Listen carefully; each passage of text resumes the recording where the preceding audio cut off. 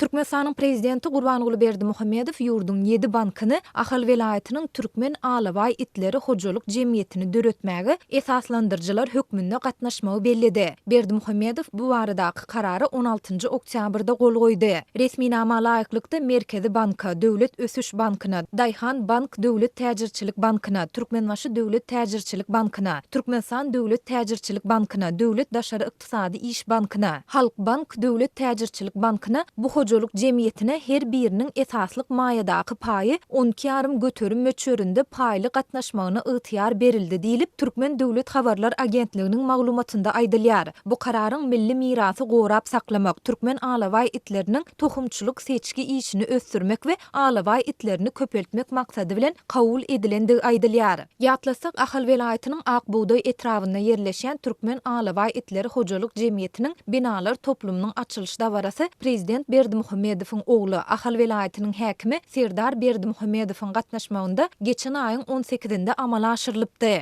Bu täze binanyň açylmagy türkmen alabaýlaryna berilýän ünsüň neneňsi ýokary derejede düňe şaýatlyk edýär diýip döwlet telewizionýasy Ahal welaýatynyň häkimi Serdar Berdimuhammedowyň sözlerini çitirledi. Şol bir wagtyň özünde haýwanlaryň hukuklaryny goraýjylar we Azatlyk radiosynyň habarçylary türkmen paýtagtynda geçirilýän arasalaýyş işleriniň çäginde eýesiz itleriň we pişikleriň ýygyderli hemde uzak wagt bäri köpçüliklüğün tutulýandygyny we gynanyp öldürilýändigini habar berýärler. Sentýabr aýynyň başynda Azatlyk radiosynyň Aşgabatdaky habarçylary şäheriň 6-njy, 10-njy we 11-nji etrapçalarynda şeýlede Parahat 1, Parahat 2, Parahat 3, Parahat 4, Parahat 11 we Howdan etrapçalarynda öýsiz haýwanlary ýok etmegiň nowatdaky tapgyrynyň başlanandygyny gurrun berdiler. Itleri we pişikleri tutup ulu haltalara salyp alyp gidýärler. Şol haltalardaky itleriň we pişiklerin aglabasy eýem haltada ölýär diýip habarçy 18-nji sentýabrda gurrun beripdi. Bu habarlaryň fonunda Türkmenistanyň prezidenti 13-nji sentýabrda geçirilen hökümet maslahatynyň ahirinde ýene bir kitabyny, ýagny türkmeniň alabay iti baradaky eserini ýazyp tamamlandygyny habar berdi.